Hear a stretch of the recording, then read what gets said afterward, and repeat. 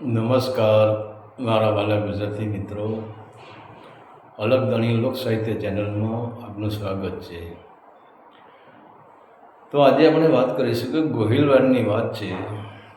અને એ ગોહિલવાડમાં બંગાળનો એક જાદુગર છે કે બંગાળમાંથી પોતાના બાપનું ઘેર લેવા માટે આજે એ ગોહિલવાડમાં આવી ગયો છે. તો ગોહિલવાડની જે તળાજા નજીકનું જે ગામ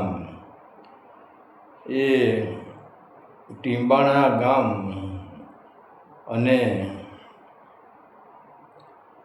આ ગામમાં જેમ આપણે જોઈએ કે અમુક મનુષ્યના જીવનમાં જો ગામમાં એક ઠાકોર હતા, એટલે કે રાજપૂત હતા, એ ગામ ધણી હતા. પણ કહેવાશે કે જીવ વગરનો માણસનો દેહ હોય ને એ નકામો લાગે છે. અને પાણી વગરનું જે ગામમાં પાણીની સુવિધા ના હોય એ ગામ પણ નકામું લાગે છે. અને પીવું વગરનું જીવન, એટલે કે પતિ વગરનું જીવન પણ નકામું લાગે છે. અને સંસ્કાર વગરનું કુટુંબ પણ નકામું લાગે છે. અને કહેવાય છે કે આ ગામ એક એવું હતું કે જે પાણી વગરનું ગામ હતું. એ ગામમાં ક્યાંય પાણી જ નહોતું, એ ગામમાં ક્યાંય નદી જ નહોતી. અને જે તલાવડા હતા એ અમુક ટાઈમે કહેવાતું કે સુકાઈ જતા હતા. અને આ ગામમાં પાણીની તંગી રહેતી હતી. તો હવે આ ટીંબાણા ગામમાં પાણીની એવી તકલીફ પડતી હતી. ત્યારે આ ગામના જે ગામ ધણી હતા, જે રાજપૂત હતા, એ વિચાર કરે છે કે મારું આ ટીંબાણા ગામ છે ને જો એ ગામમાં પાણીની સુવિધા થઈ જાય, એટલે કે એક નદી મારા ગામમાં હોય.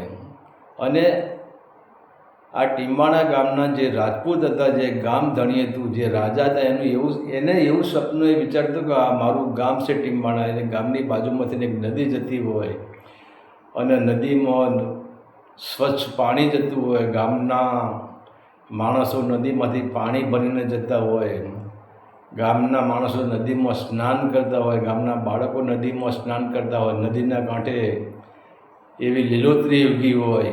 આવું એને એક સપનું હતું કે મારા ગામમાં આવું હતું, કેવું સારું કે.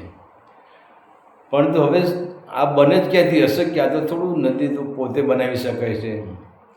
તો આવા વિચાર કરે છે કે મારા ગામની અંદર આવું હોય તો સારું, મારા પાદરમાં એક નદી હોય તો સારું.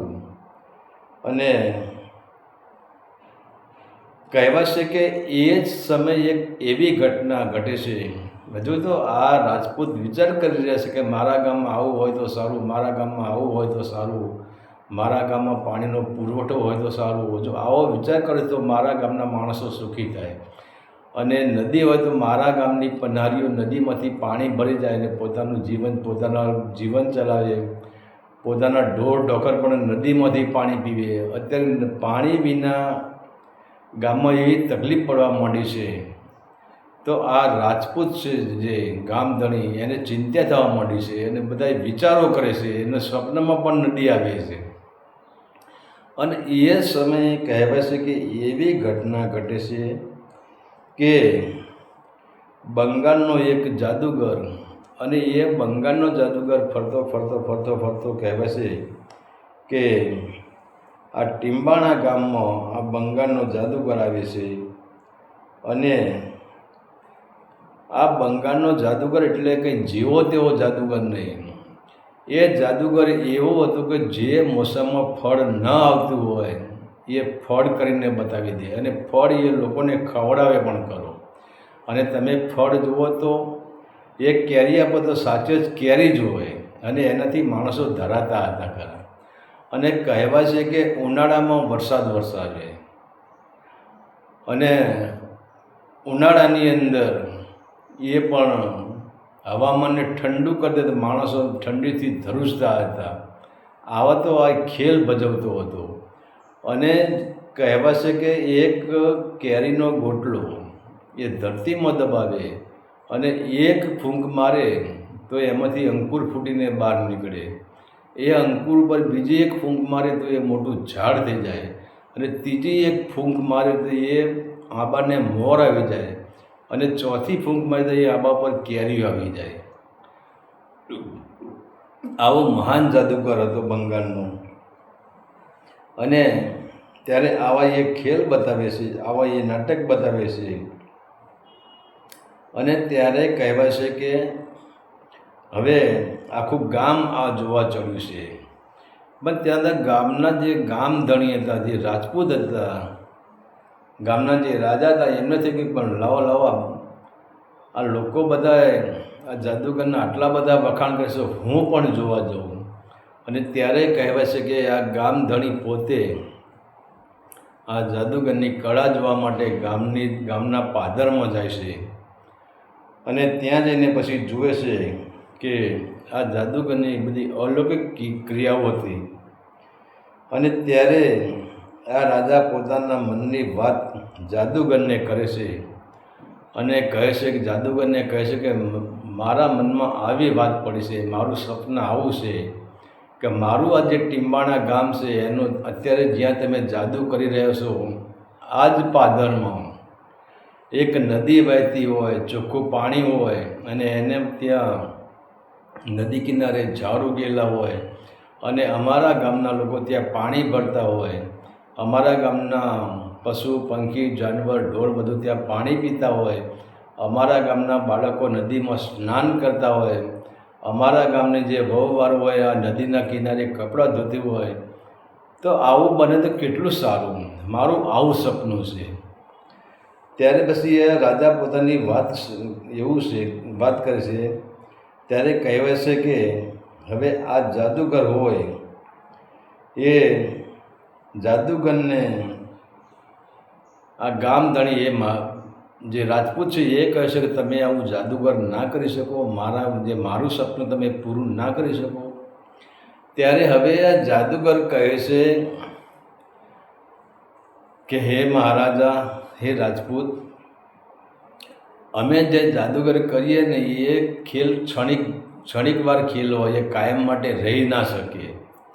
પણ ત્યારે હવે આ ગામધણી કહે છે કે મારે આ બધી જોવાની ઈચ્છા છે, તમે જેટલું મારું સપનું પૂરું કરો અને હું મારી નજરે જોઉં તો મને એમ થઈ જાય કે મારું સપનું આજુ જ મેં જોયું, અને મારું સપનું, મારી એવી ઈચ્છા છે કે મારું સપનું તમે પૂરું કરી શકશો.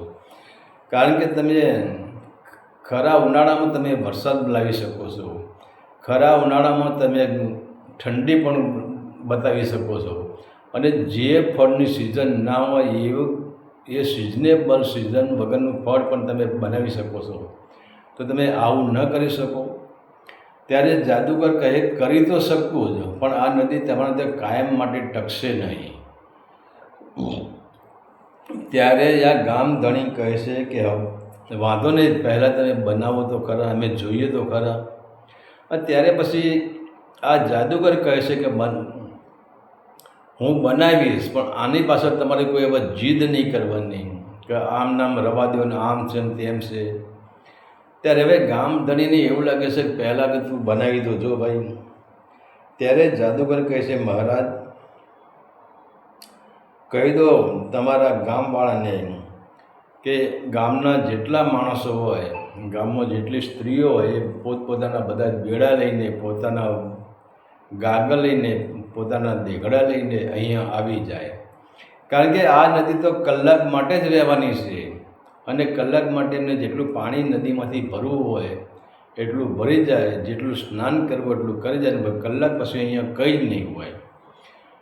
ત્યારે પછી આ જે ગામધણી છે એ ગામના માણસોને, એમના જે આગેવાનો હોય એમને બધા, આમ તો બધા ત્યાં આ જાદુગરનો ખેલ જોવા ગામ હાજર જ હતું. અને ત્યાં આ ગામધણી ગામવાળાને હુકમ કરે છે, ગામવાળાની સ્ત્રીઓને હુકમ કરે છે કે દરેક પોતપોતાના ઘરે જાઓ ને પોતપોતાના જે વાસણ હોય, ઘડા હોય, ગાગર હોય, મોરિયા હોય, દેઘડા હોય, જે હોય એ વાસણ લઈને તમે આવી જાઓ, અને આ નદીમાંથી આપણે પાણી ભરવાનું છે. ત્યારે ગામની જે દીકરીઓ છે, ગામની વહુવારું હોય છે, ગામના માણસો બધા રાજી થઈ જાય છે અને ગામના લોકો પણ રાજી થઈ જાય છે, ગામના બાળકો પણ રાજી થઈ છે કે શું આજે આપણે નદીના અહીંયા દર્શન કરીશું, આપણે નદીમાંથી પાણી ભરીશું. અને ત્યારે પછી કહેવાય છે કે આ બંગાળનો જે જાદુગર છે એ, અને આ લોકો બધા ગામવાળા પણ બેડા લઈને આવી જ ગયા છે, બધા જ નદીમાં નાહવા માટે તૈયાર જ છે, બાળકો મોટા માણસો બધા તૈયાર જ છે, બધાના આજે આનંદનો પાર નથી. અને ત્યાં આ બંગાળનો જાદુગર એ મંત્ર બોલે છે અને જ્યાં મંત્ર બોલવાનું ચાલુ કરે છે, જ્યાં નદીની વિધિ કરે છે, અને ત્યારે કહેવાય છે કે ત્યાંથી એક નદી પ્રસર થાય છે અને મીઠું જળ, એ નદીમાં મીઠા જળનો પ્રવાહ વહેતો હોય છે. અને પછી તો આ બંગાળના જાદુગરે જ્યારે મંત્ર મારવાનું ચાલુ કર્યું, ત્યાં તો એક મીઠા જળનો પ્રવાહ ધીરે ધીરે વધવા માંડે છે. પહેલાં થોડો પ્રવાહ આવતો હતો, પછી મોટો પ્રવાહ આવે છે અને ધીરે ધીરે એ પ્રવાહ નદીમાં રૂપાંતર થઈ જાય છે. અને એમાંથી ગામવાળા જે સ્ત્રીઓ આવી છે એ મીઠા જળનું અને ઠંડુ પાણી, નદીમાં ચોખ્ખું અને ઠંડુ પાણીના જે માટલા ભરે છે, પાણીની હેલો ભરે છે.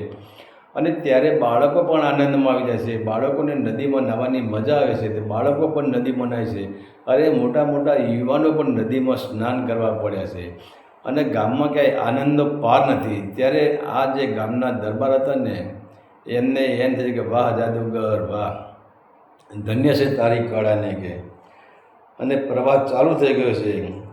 અને ત્યારે હવે આ બાપુને એમ થઈ ગયું કે હવે આ નદી કાયમ માટે અહીં ટકે તો મને એટલી શાંતિ થઈ જાય કે મારા ગામમાં પાણીની છૂટ થઈ જાય. અને ત્યારે પછી આ ગામધણી રાજપૂત પણ આ દ્રશ્ય જોઈને ખૂબ ખુશ થઈ જાય છે. અને ત્યારે આ ગામધણી રાજપૂત કહે છે કે હે જાદુગર, તું કહે એ હું તને આપવા તૈયાર છું. તું કહે તો મારું ગામ કે હું તને આપી દઉં. તું કહે તો મારું મસ્તક ઉતારીને હું તારા ચરણોમાં ધરી દઉં. અરે તું જે માગે એ હું તને આપવા તૈયાર છું. પરંતુ તું એક કામ કર, આ નદી તું અહીંયા રહેવા દે. આ નદીને તારી જાદુગરથી તું નદીને હટાવીશ નહીં. અને તું કહે તો તું કહું એ હું તને આપી દઉં. અને તું જોતો ખરો ગામ મારું કેટલું આનંદમાં આવી ગયું છે. તો આ ગામના જે આનંદ છે એને દુઃખમાં તું પલટાવીશ નહીં. અત્યારે જાદુગર કહેશે બાપુ આ તો ઘડીકનો ખેલ હોય અને આ કાયમ માટે ચાલે નહીં. અને રાજાનું કહેવું કહે છે કે તું જાદુગર છે અને તું ધારે તો આ નદીને રાખી શકે છે, પણ જાદુગર માનતો નથી. અને એ જાદુગરનું નામ હતું ગોળિયો જાદુગર. અને આ ગોળિયાએ પછી જેનો જે ટાઈમ હતો એને નદી તો એને બનાવી દીધી એના મંત્રોથી, એની શક્તિથી, એની જાદુથી. પણ આ ગોળિયાએ વિચાર કર્યો કે હવે નદીને પાછી ખેંચી લેવી પડશે અને નદીને અદૃશ્ય કરવાની તૈયારી કરે છે. ત્યારે આ ટીમ્બાણાના ધણી એ એમ થઈ જશે કે શું આ ગોળિયો જાદુગર નદી અદૃશ્ય કરી દેશે, મારા ગામમાંથી નદી જતી રહેશે. અને આ ટીમ્બાણાના ધણીને એમ લાગ્યું મારું ગામનો માણસ કેટલું આનંદમાં છે અને ફરથી પણ આ જાદુગરના પગમાં પડશે. હવે એક વિચાર કર્યો કે રાજા જેવો રાજા ગામધણી થઈને ગામધણી પોતાની પાઘડી એને પોતાનો આ જાદુગરના ચરણોમાં મૂકે છે અને કહે છે, વિનંતી કરે છે કે તું નદીને હવે હટાવીશ નહીં. પરંતુ આ જાદુગર નદીને અદૃશ્ય કરી રહ્યો છે. અને આ ટીમ્બાણાનો ધણી જ્યાં ગોળિયા જાદુગરના પગમાં ત્રીજી વખત પણ પગમાં પડે છે. વિચાર તો કરો આ ટીમ્બાણાનો રાજપૂત કેવો હશે. પોતાના ગામના ભલા માટે એક વખત નહીં પણ ત્રણ વખત આ ગોળિયો જે જાદુગર છે એના 3 વખત એના પગમાં પડી જાય છે, પરંતુ ગોળિયો માનતો નથી. અને ત્યારે તો રાજાને ખબર પડે છે આ ગામધણી રાજપૂતને ખબર પડશે કે હવે આ ગોળીઓ મારી વાત માનવાનો નથી અને મારા ગામમાંથી નદી અદૃશ્ય થઈ જશે, મારું ગામ પાછું પાણી વિના મરી જશે. અને પહેલાંથી પાણીની તો તકલીફ હતી જ ગામમાં. અને ત્યારે કહે છે કે આ ગામધણી જે રાજપૂત છે ને, જેમ વીજળીનો જેમ ચમકારો થાય અને વીજળીનો ચમકારો થતાની સાથે જ એક ક્ષણિક વારમાં કહેવાય છે કે જેમ વીજળીનો ચમકારો થાય એટલી જ વારમાં આ ગામધણીએ પોતાની કમરમાં જે તલવાર હતી એ તલવાર એને કાઢી છે અને એના ભેટમાંથી તલવાર બહાર કાઢી છે અને કહેવાય છે કે આ ગોળીયાનું ધરતી મસ્તક અલગ કરી દે છે. તો ગામધણી વિચાર કરશે કે જો ગોળીઓ હોય તો આમ મંત્ર બોલે અને નદીને અદૃશ્ય કરી દે, પણ હવે મારે એને જ પૂરું કરી દેવું પડશે કે મેં એને ઘણી બધી વિનંતી કરી પણ મારી વાતે સ્વીકારવા તૈયાર જ નથી.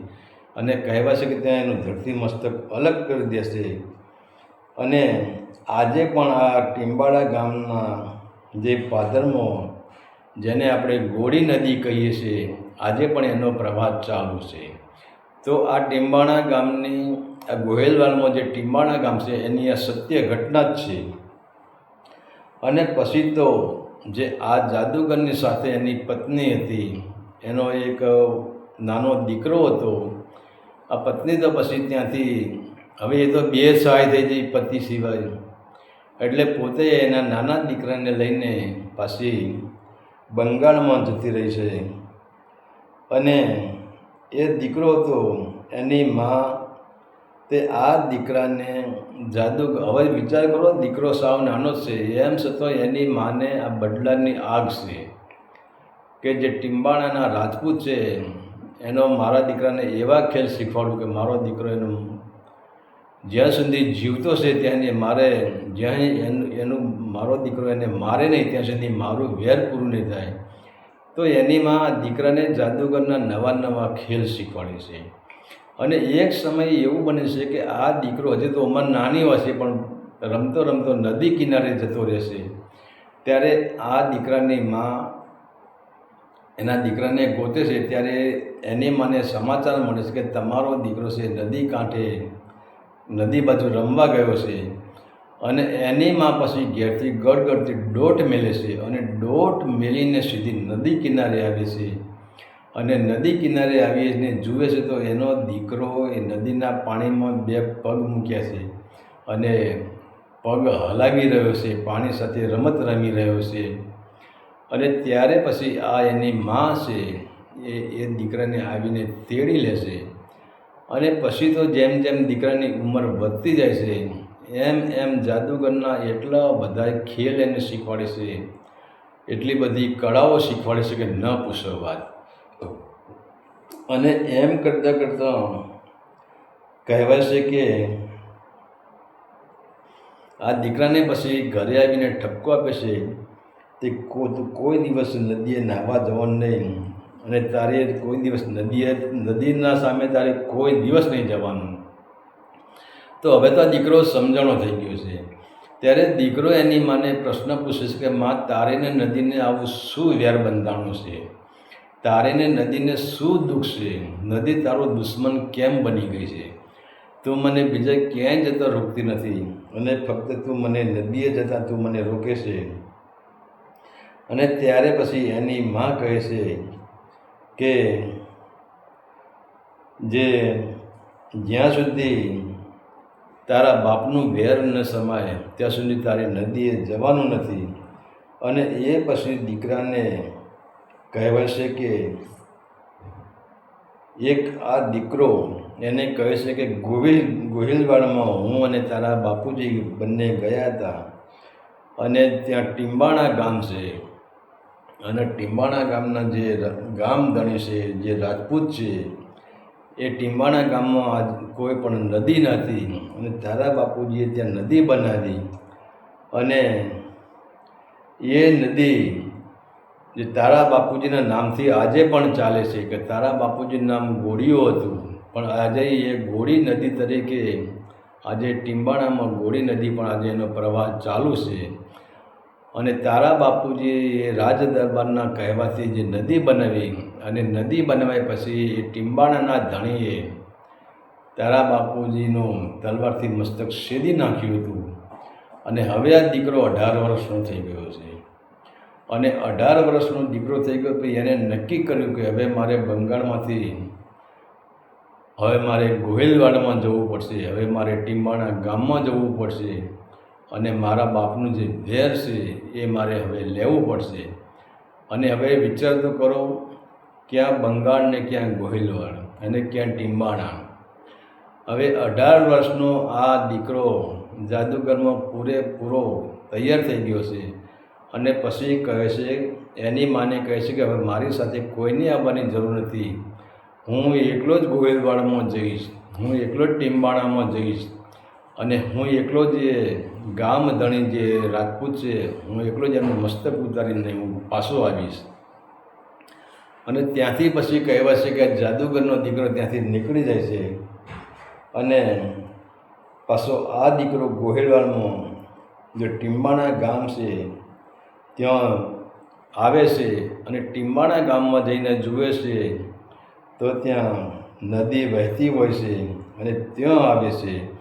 અને હવે તો અહીંયા પાણીનો અહીંયા સગવડ થઈ છે, એટલે નદીની બાજુમાં ઘણા સારા એવા ઝાડ પણ ઉગી ગયા છે.